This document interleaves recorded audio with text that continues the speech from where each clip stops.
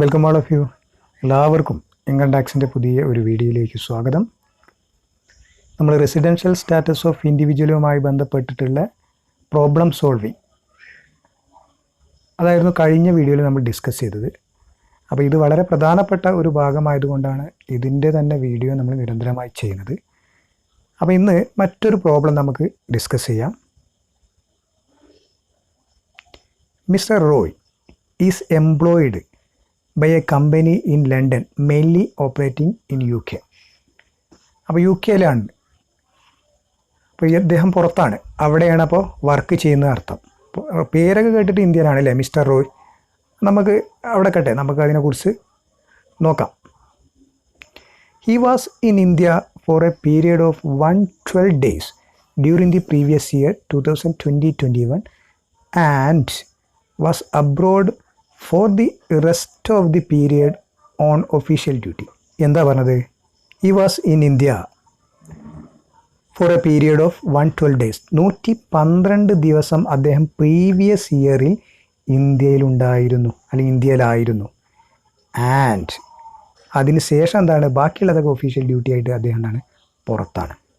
അപ്പോൾ ഒരു കാര്യം അവിടുന്ന് വ്യക്തമായി, നമ്മുടെ പ്രീവിയസ് ഇയർ 2020-21 അദ്ദേഹം എത്ര ദിവസം ഇന്ത്യയിലുണ്ട്? 112 ദിവസം ഇന്ത്യയിലുണ്ട്. അപ്പോൾ അതിനി നമുക്ക് കണ്ടെത്തേണ്ട ആവശ്യമില്ല, കറക്റ്റായിട്ട് തന്നില്ലേ. ഓക്കെ, ബാക്കിയുള്ളതൊക്കെ പുറത്താണ്. ഇനി മറ്റ് ഇൻഫോർമേഷൻ. ഹൗവർ, എന്നിരുന്നാലും he was in India for more than 365 days during the year 2019-20, 18-19, 17-18 and 16-17. ഈ പറഞ്ഞിരിക്കുന്ന എത്ര വർഷങ്ങളുണ്ട്? 1, 2, 3, 4 പ്രീവിയസ് ഇയറിലും അദ്ദേഹം എന്താണ് 365 ദിവസം, അതായത് മുഴുവനായിട്ട് എന്താണ് ഇന്ത്യയിലുണ്ടായിരുന്നു. In connection with his official duty, അതൊക്കെ അദ്ദേഹത്തിൻ്റെ ഒഫീഷ്യൽ ഡ്യൂട്ടിയുടെ ഭാഗമായിട്ടാണ്. Okay, his income from salary abroad during the year 2020-21, അതായത് നമ്മുടെ പ്രീവിയസ് ഇയർ. ആ സമയത്ത് അദ്ദേഹത്തിൻ്റെ വിദേശ വരുമാനം സാലറി ആയിട്ട് കിട്ടിയ, കമ്പനിയിൽ നിന്ന് കിട്ടിയ സാലറിയാണിത്. ഓക്കെ, പുറത്താണല്ലോ വർക്ക് ചെയ്യുന്നത്. എത്രയാണ്? 18 ലക്ഷം. ചില്ലറ എമൗണ്ട് ഒന്നല്ല. അപ്പോൾ പ്രീവിയസ് ഇയറിൽ ഇദ്ദേഹത്തിൻ്റെ കൈകളിലേക്ക് എത്തിയ സാലറി, വിദേശ സാലറി, ഓക്കെ, അത് അവിടെ നിന്ന് തന്നെ സ്വീകരിച്ചത്. അതാണ് പറയുന്നത്, 18 ലക്ഷമാണ്. He received rent of A hotel building in Delhi. ഈ പോയിന്റ് ശ്രദ്ധിക്കണം. ഇദ്ദേഹം എന്താണ്, ഡൽഹിയിലുള്ള ഒരു ഹോട്ടൽ ബിൽഡിംഗ്, അതിൽ നിന്ന് ഇദ്ദേഹത്തിന് എന്ത് കിട്ടിയിട്ടുണ്ട്? റെൻറ്റ് കിട്ടിയിട്ടുണ്ട്, വരുമാനം. ചില്ലറ നല്ല കിട്ടിയിട്ടോ, 24 ലക്ഷം കിട്ടിയത് അല്ലേ. അപ്പോൾ നല്ല സമ്പാദിക്കേണ്ട ആൾ. അപ്പോൾ നോക്കുക, ഇദ്ദേഹത്തിൻ്റെ ഹോട്ടലായിരിക്കും ചിലപ്പോൾ ഇത്. എന്തായാലും അതിൽ തന്നെ 24 ലക്ഷം ഉണ്ട്.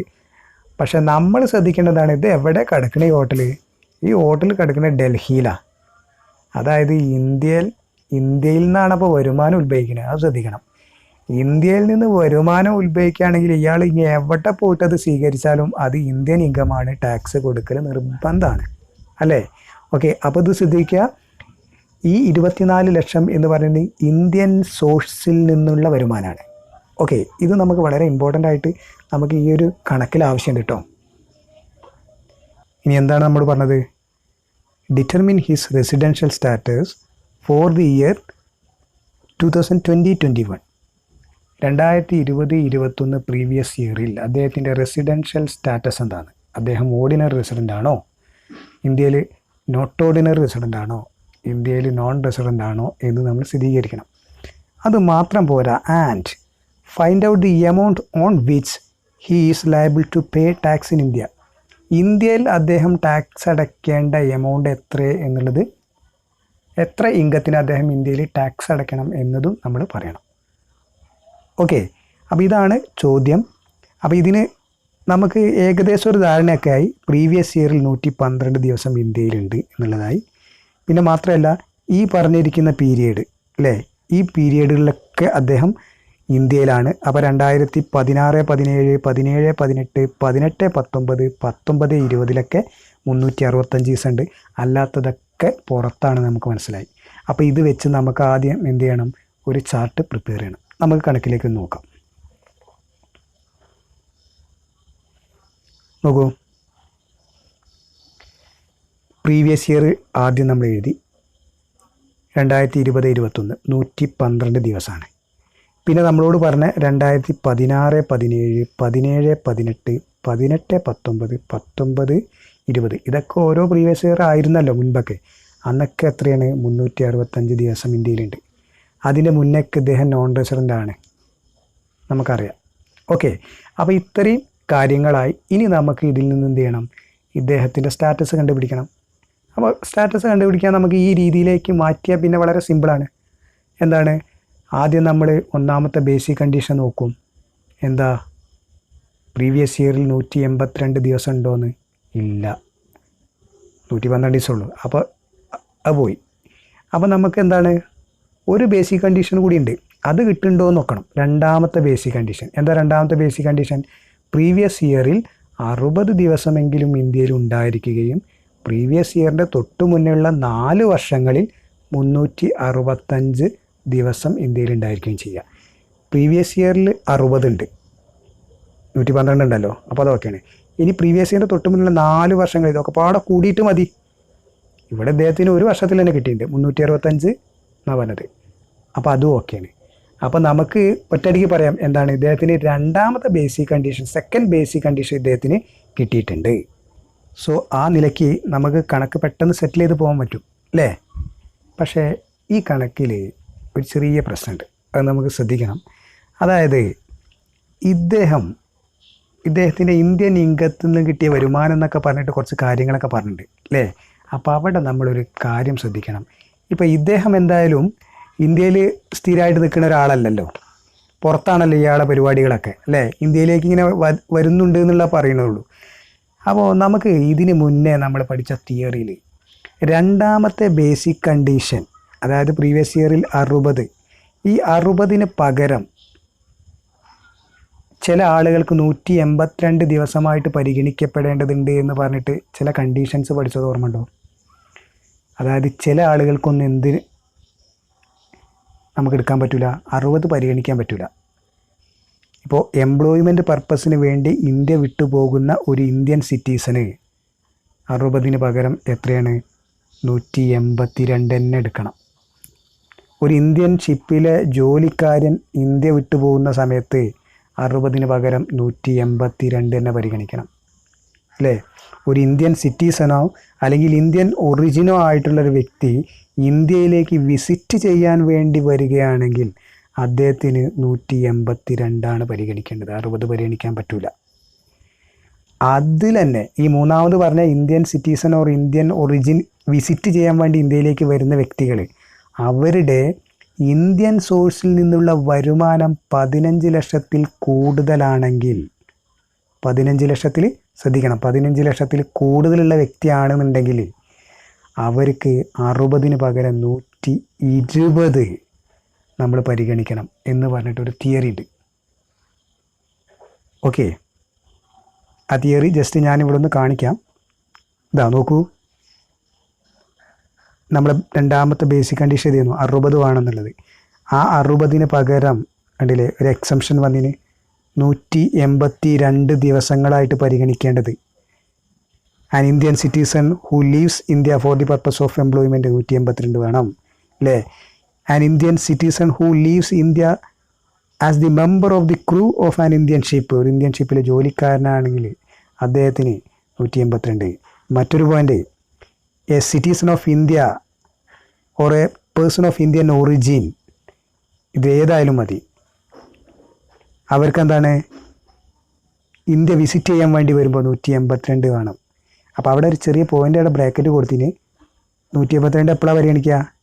Having Indian income up to 15 lakh, 15 ലക്ഷം വരെ ഇന്ത്യൻ ഇൻകം ഉള്ളൂ എന്നുണ്ടെങ്കിൽ അവർക്ക് 182. പക്ഷേ ദാ 120 ദിവസം നമ്മൾ പരിഗണിക്കണം. എങ്ങനെയാണെങ്കിൽ if Indian income exceed 15 lakh, 15 ലക്ഷത്തിൽ കൂടുതലാണെങ്കിൽ. നോക്കൂ, ഈ ഒരു ക്വസ്റ്റ്യനിൽ നമുക്ക് ഇങ്ങനെ ഒരു ക്ലൂ തന്നിട്ടില്ലേ? നോക്കൂ ഈ ക്വസ്റ്റ്യൻ, ദാ he received rent of A hotel building in Delhi ₹24 lakh, 24 ലക്ഷമാണ് ഇദ്ദേഹം എന്താണ് ആ പ്രീവിയസ് ഇയറിൽ ഡൽഹിയിൽ നിന്നുള്ള ആ ഹോട്ടൽ ബിൽഡിങ്ങിലെ റെൻ്റായിട്ട് ഇയാൾ സ്വീകരിക്കുന്നത്. അതായത് ഇന്ത്യൻ സോഴ്സിൽ നിന്നും ഇദ്ദേഹത്തിന് വരുമാനം ഉണ്ടായിട്ടുണ്ട്. ഇദ്ദേഹം ഒരു ഇന്ത്യൻ ഒറിജിനോ ഇന്ത്യൻ സിറ്റിസണോ ഒക്കെ ആയിക്കോട്ടെ, നമ്മൾ തൽക്കാലം ഇയാളെന്താണ് ഇന്ത്യക്ക് പുറത്തുള്ള ഒരാൾ ഇന്ത്യ വിസിറ്റ് ചെയ്യാൻ വേണ്ടി വന്നതായിരിക്കും നമുക്ക് ആ ക്ലൂ വെച്ചിട്ട് നമ്മൾ സങ്കല്പിക്കുക. അങ്ങനെയാണെങ്കിൽ ഇദ്ദേഹത്തിന് ഇന്ത്യൻ സോഴ്സിൽ നിന്ന് എത്ര വരുമാനം കിട്ടുന്നുണ്ട്? 24 ലക്ഷം ഇദ്ദേഹത്തിന് കിട്ടുന്നുണ്ട്. അങ്ങനെയാണെങ്കിൽ അത്തരം വ്യക്തികൾക്ക് രണ്ടാമത്തെ ബേസിക് കണ്ടീഷൻ പരിഗണിക്കുമ്പോൾ 60 അല്ല, പകരം എത്രയാണ്? 120. ശ്രദ്ധിക്കണം. നേരെ മറിച്ച് ഈ ഒരു 24 ലക്ഷത്തിന് പകരം ഇദ്ദേഹത്തിന് 10 ലക്ഷം ഉള്ളൂ എന്ന് വിചാരിക്കുക. അങ്ങനെയാണെങ്കിൽ നമ്മളവിടെ 60 പകരം 120 എന്നല്ല എടുക്കുക. ആ 120ൻ്റെ സ്ഥാനത്ത് നമ്മൾ എത്ര എടുക്കേണ്ടി വരും? 182 എന്നുള്ള പരിഗണിക്കേണ്ടത്. അപ്പോൾ ഈ എമൗണ്ട് ഇവിടെ ശ്രദ്ധിക്കണം. 15 ലക്ഷത്തിൽ എക്സീഡ് ചെയ്യുകയാണെങ്കിൽ, 15 ലക്ഷം വരെ ആണെങ്കിലൊക്കെ നമ്മൾ ഇപ്പുറത്തേക്കാണ് 182 വരും. 15 ലക്ഷത്തിൻ്റെ മുകളിൽ പോവുകയാണെങ്കിൽ 15,01,000 അങ്ങനെയാണെങ്കിൽ മുകളിൽ പോയി. അങ്ങനെയാണെങ്കിൽ 60 പകരം 120. ഓക്കെ, ഇനി നമുക്ക് മടങ്ങി വരാം. അങ്ങനെയാണെങ്കിൽ ആലോചിച്ച് നോക്കൂ നിങ്ങൾ, ഇവിടെ എത്രയേ ഉള്ളൂ? 112 ഉള്ളൂ. 120 കിട്ടുന്നുണ്ടോ? ഇല്ല. അപ്പോൾ ശ്രദ്ധിക്കുക, ഇദ്ദേഹത്തിന് രണ്ടാമത്തെ ബേസിക് കണ്ടീഷൻ കിട്ടില്ല. പിന്നെ നമ്മളൊന്നും നോക്കേണ്ട ആവശ്യമില്ല.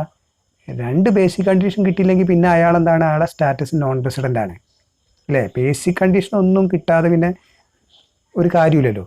അപ്പോൾ അതോടുകൂടി നമ്മളെന്താണ്, നമ്മൾക്ക് തീരുമാനമായി ഇദ്ദേഹം എന്താണ്? ഇന്ത്യയിൽ കഴിഞ്ഞ പ്രീവിയസ് ഇയറിൽ നോൺ റെസിഡൻ്റ് ആണ്. ഓക്കെ, അപ്പോൾ നമുക്ക് എങ്ങനെ പറയാം? ഇദ്ദേഹം ഒന്നാമത്തെ ബേസിക് കണ്ടീഷൻ കിട്ടുന്നില്ല, രണ്ടാമത്തെ ബേസിക് കണ്ടീഷനും ഇദ്ദേഹം എന്താണ്? കിട്ടുന്നില്ല. കാരണം ഇദ്ദേഹം 112 ദിവസമുള്ളൂ, 120 ദിവസം വേണം. അതൊക്കെ നമ്മൾ പറയണം കേട്ടോ. ഈ ബേസിക് കണ്ടീഷനൊക്കെ പറഞ്ഞാൽ നമ്മളിതൊക്കെ പറയണം. അതുകൊണ്ട് ഇദ്ദേഹം പ്രീവിയസ് ഇയറിൽ നോൺ റെസിഡൻ്റ് ആണ്.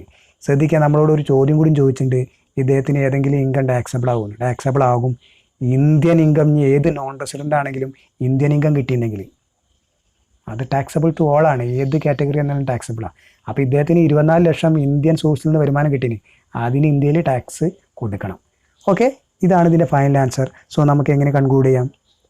ഇതാ, mister Roy not satisfy the first basic condition because he was not in India for 182 days.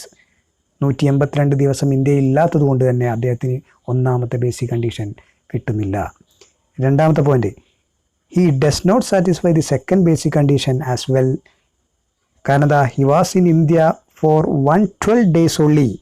ഇദ്ദേഹം രണ്ടാമത്തെ ബേസിക് കണ്ടീഷൻ കറക്റ്റായിട്ട് കിട്ടുന്നില്ല. കാരണം എന്താണ്? അദ്ദേഹം 112 ദിവസം മാത്രമാണ് ഇന്ത്യയിലുള്ളത് പ്രീവിയസ് ഇയറിൽ. ബ്രാക്കറ്റിൽ ഒരു കാര്യം കൊടുത്തിന്, he need 120 days during the previous year. അദ്ദേഹത്തിന് 120 ദിവസം പ്രീവിയസ് ഇയറിൽ വേണം യഥാർത്ഥത്തിൽ. ഓക്കെ, അപ്പോൾ നമ്മളിവിടെ പരാമർശിച്ച കാര്യം കേട്ടോ. Therefore, Mr. Roy is non-resident for the previous year 2020-21. 2020-21 previous ഇയറിൽ ഇദ്ദേഹം നോൺ റെസിഡൻറ്റ്. അങ്ങനെ മാത്രമേ പറയാൻ പറ്റുള്ളൂ. അല്ല കാലാകാലം ഇദ്ദേഹം പിന്നെ നോൺ റെസിഡൻ്റ് ആണെന്ന് നമുക്ക് പറയാൻ പറ്റില്ല. ഓരോ പ്രീവിയസ് ഇയറിൻ്റെ സ്റ്റാറ്റസിനെ ബേസ് ചെയ്ത് മാത്രമേ നമുക്ക് തീരുമാനിക്കാൻ പറ്റുള്ളൂ. മിസ്റ്റർ റോയ്, ലാസ്റ്റ് നമ്മൾ മറ്റൊരു പോയിന്റ് കൂടി കൊടുക്കുന്നുണ്ട്. Mister Roy will have to pay tax on Indian income 24 lakh അല്ലേ? ഇന്ത്യൻ ഇൻകമായിട്ടുള്ള 24 lakhന് ഇദ്ദേഹം നിർബന്ധമായിട്ടും എന്നാലും ടാക്സ് അടയ്ക്കണം. നോൺ റെസിഡൻ്റ് ആയാലും ടാക്സ് അടയ്ക്കണം. ഈ salary received abroad is not taxable in India.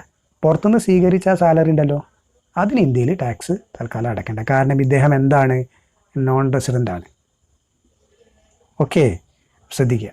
ഇത്രയും കാര്യങ്ങളാണ് നമ്മൾ ഈ കണക്കിൽ എഴുതി വെക്കേണ്ടത്. അപ്പോൾ ഈ ഒരു പോയിന്റ് നമ്മൾ കൺക്ലൂഡ് ചെയ്ത സ്റ്റേറ്റ്മെൻറ്റാണ്. ഇതിന് മുന്നേ നിങ്ങൾ എന്തെല്ലാമാണ് ബേസിക് കണ്ടീഷൻ എന്നും എന്തെല്ലാമാണ് അഡീഷണൽ കണ്ടീഷൻ എന്നും വരട്ട് നമ്മൾ എഴുതണം. ഓക്കെ, അപ്പോൾ ഈ ഒരു എസ്സേ എഴുതുമ്പോൾ അത്യാവശ്യം എഴുതാണ്ടാവും. എല്ലാ കണ്ടീഷൻസ് എഴുതണം. എങ്ങനെയാണ് നമ്മൾ ആ കണ്ടീഷൻസിനെ അനാലിസിസ് നടത്തുന്നത്, അതിലൂടെ എങ്ങനെ കൺക്ലൂഡ് ചെയ്യുന്നു എന്ന കാര്യവും നമ്മൾ സമർത്ഥിക്കണം. ഓക്കെ, അതിനൊക്കെ നിങ്ങളുടേതായ സ്റ്റേറ്റ്മെൻറ്റ് നിങ്ങൾക്ക് ഉപയോഗിക്കാം. ഇന്ന റൂട്ടിൽ ഇങ്ങനെ പോകണം അങ്ങനെ നിർബന്ധമൊന്നുമില്ല.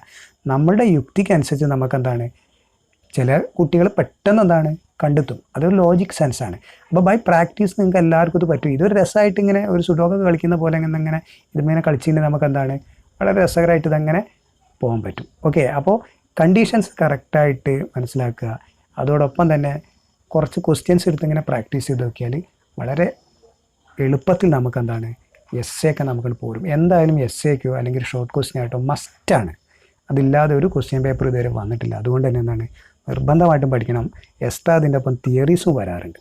ഓക്കെ, അപ്പോൾ അത് പഠിച്ചാൽ ഒരുപാട് ഗുണമാണ്. Okay, so thank you. നമുക്ക് വീണ്ടും മറ്റ് വീഡിയോകളൊക്കെ ആയിട്ട് വീണ്ടും നമുക്ക് എന്താണ് വരാം. Okay, by.